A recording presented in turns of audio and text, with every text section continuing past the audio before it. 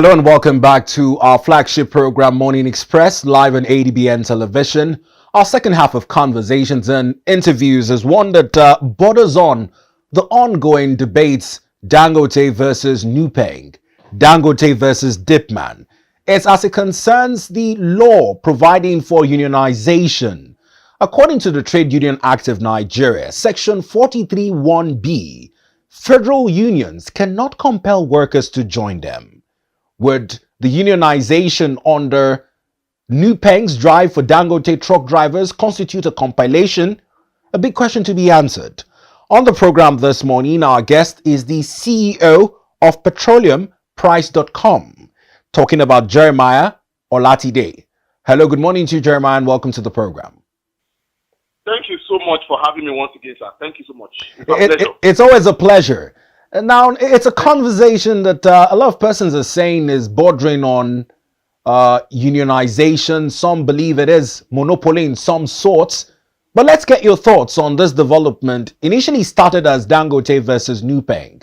This morning, it is Dangote versus DAPPMAN. What do you make of the development, sir? Okay, thank you once again. For me, according to the labor laws,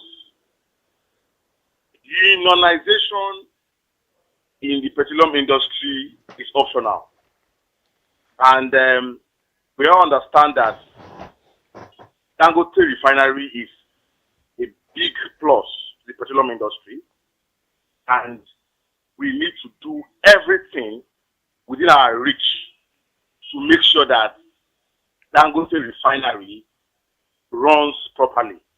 So for me, I'm of the opinion that Nupeng and Dangote refinery should align on this particular matter relating to unionization.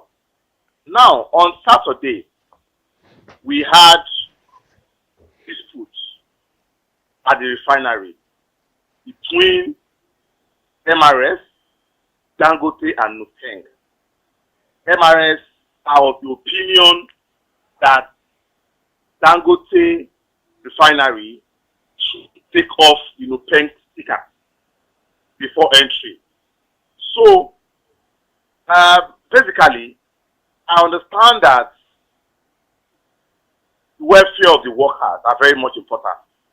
And at the same time,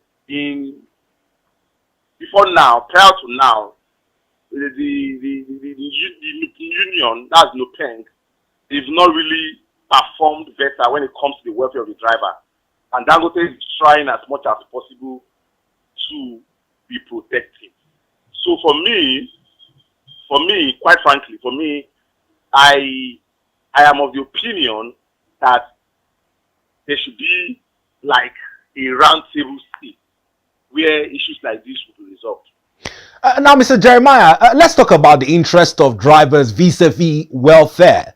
There's the standing issue of checkout dues. For associations or unions like Nupeng, they're entitled to 1% of the driver's salary. And I was doing a little calculation on the side saying for over 4,000 drivers that Dangote has, because each truck also needs a driver and an understudy, that is 2 per truck. If you do the maths, for about 1,000 of those drivers, or say 10,000 trucks in total, Nupeng would be entitled to 150 million naira monthly, or 15 million naira monthly dues owing to this checkout fees. Do you think that there's interest when it comes to the maths involving the checkout fees that accrue to unions like Nupeng? Hence, we see this scuffle over unionization. Yes, basically the reason why we've had several protests is because of interest. Because I understand that the union, they've not really performed better in the past. And basically, it is tied towards their interest more than the interest of or the welfare of the driver. So, for me, the union industry in Nigeria, the labor industry in Nigeria, is not really performed exceedingly well, and it is more of interest. It's more of the interest of few leaders And that is why Dangote, as a shrewd businessman, is being protective of his distribution arm of his business, because he's trying to be protective of not allowing some set of interest-driven people calling themselves union to take over the distribution arm. And quite frankly, unionization is optional according to our constitution. The freedom to associate is optional. So for me, I feel that it is more of an interesting than trying to protect the welfare of the drivers. Now let's talk about Dangote amidst the notion that he's looking to monopolize the petroleum industry. As it stands, the only entity that is present in the midstream is Dangote. I know the provisions under the Petroleum Industry Act does not allow for one player to participate both in the upstream, midstream, and downstream. People say technically he's still present in all this strata of product delivery. Let's talk about the intention to commence a nationwide free distribution driven by CNG powered trucks. Does this give Dangote some unfair advantage? For me, I don't see it as a monopolistic nature. I just see it as it's going to drive efficiency and bring about reduction in the cost of petroleum products. We've seen that in the last 1 year, we've had relatively lower costs of BMS and AGU, that's petrol and diesel, lately. And it all boils down to our refining capacity, or the competition between importation and refining in Nigeria. So, in advanced countries, US, 13% of what they consume is being imported. In China, 24% of what they consume is being imported. So the combination of importation and refining will bring about efficiency, will bring about collaboration, will bring about reduced costs. Well, now many have also talked about the other notion growing that there have been attempts to frustrate Dangote's involvement in the industry. I'd like to recall when the NMDPR put out a statement saying that the quality of AGO being refined at the largest single trade refinery in the world was substandard. It was put to some tests that showed in the opposite, that it was of the best standard across the globe. Now, more recently, there's also been an increase in the price of CNG that would power this 4,000 trucks that would be used for the nationwide delivery. Would it be overreaching to say that these two incidences that have happened are tantamount to frustrating Dangote's efforts? Come again, sir. Network. If you would recall, the statement that the NMDPR put out some time ago, that the quality of AGO being refined at Dangote refinery was substandard. Now, other lab tests did prove that notion wrong. Now, more recently, there's also been an increase in the price of CNG that we're supposed to be powering the 4,000 truck Dangote intends to use in his nationwide delivery. Would it be hasty to draw inference to say that these incidences are tantamount to frustrating Dangote's efforts? Not really. For me, CNG is cost effective. Is the new way to go.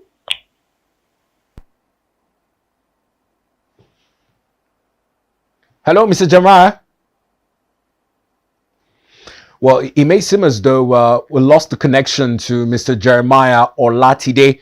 We would look to reconnect with him. But let's also reference some of the developments following the first MOU that was brokered by the Department of State Services. Now, if you look at item number 3 on that Memorandum of Understanding, it says, and I'll take a quick read of it. After exhaustive deliberations, the following resolutions were reached by both parties.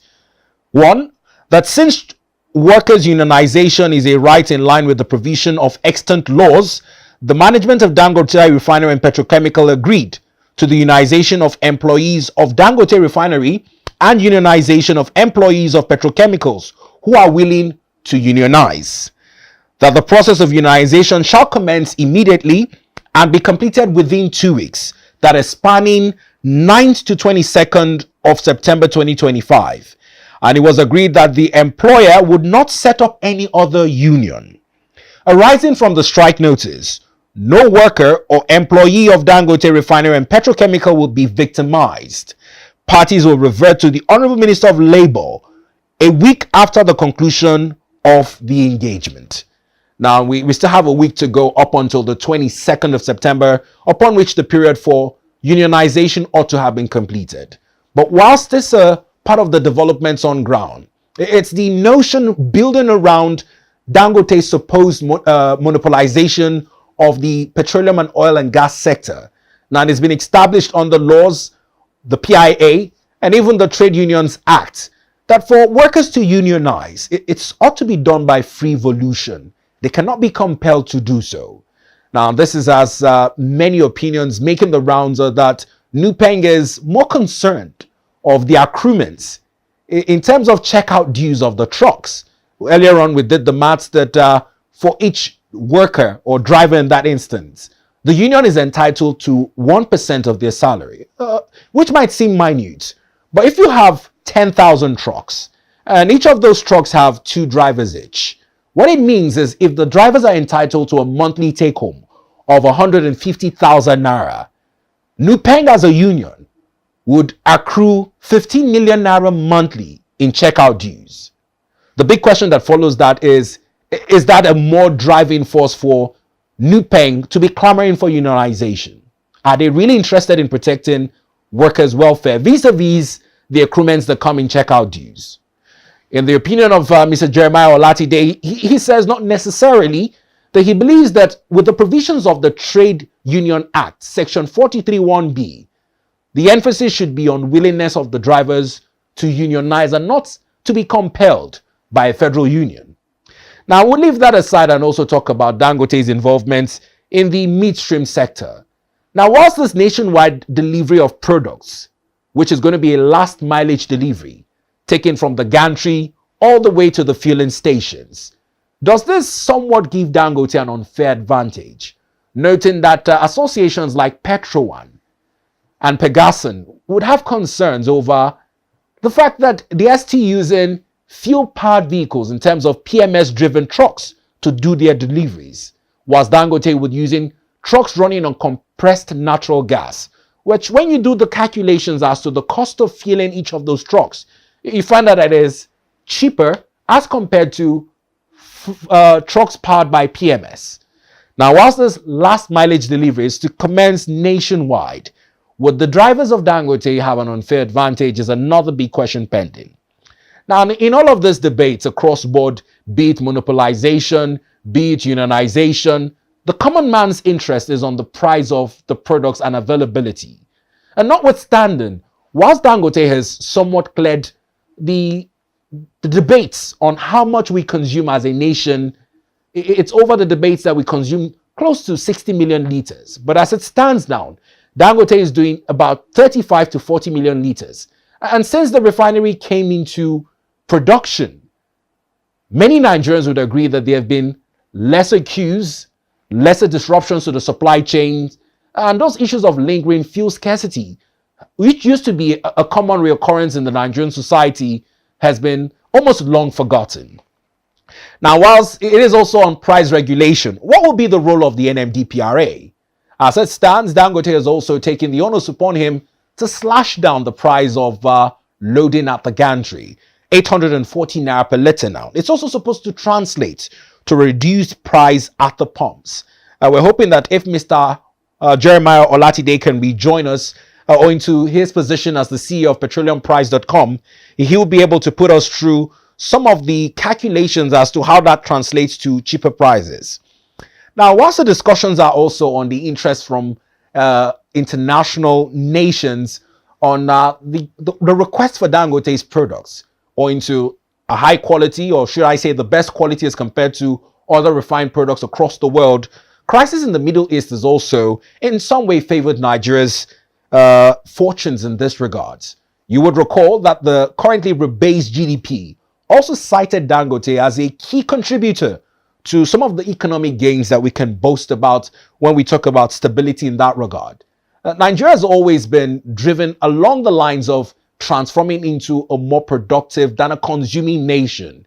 And whilst we also have discussions on the need to diversify economy into non-oil related earnings, his position in being one of the key drivers of production, whilst it borders on oil production, and its contribution to meeting our OPEC quota cannot be underemphasized.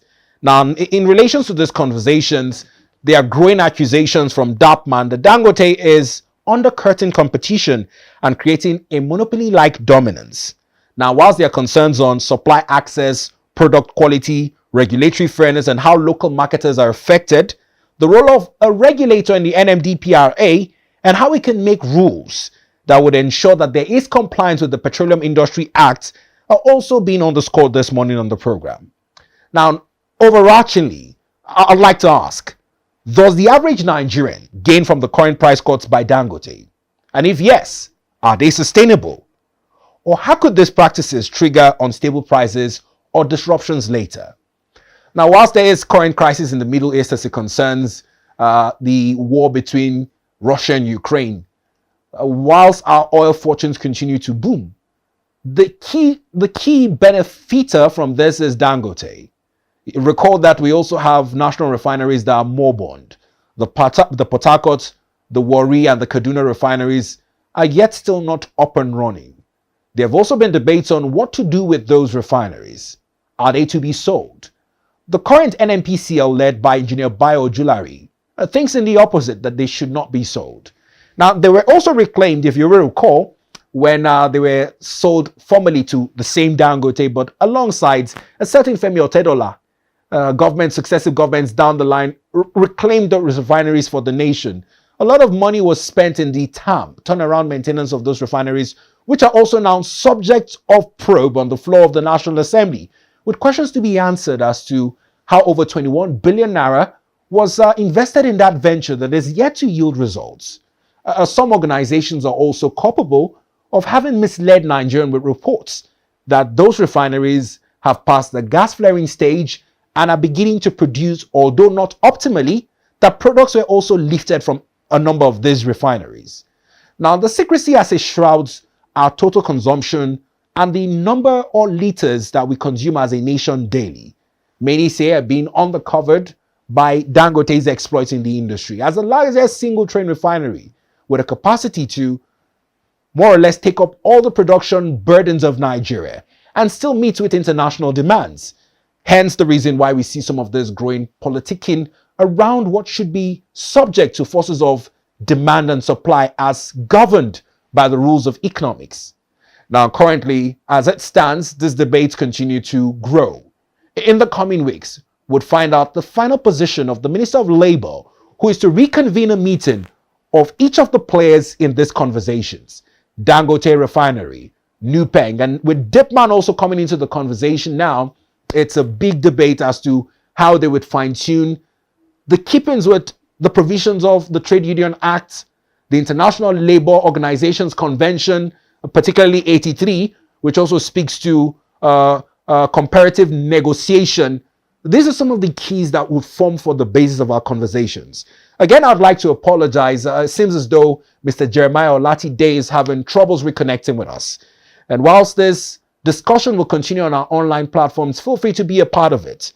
We'll also be looking to discuss issues of governance on the program this morning.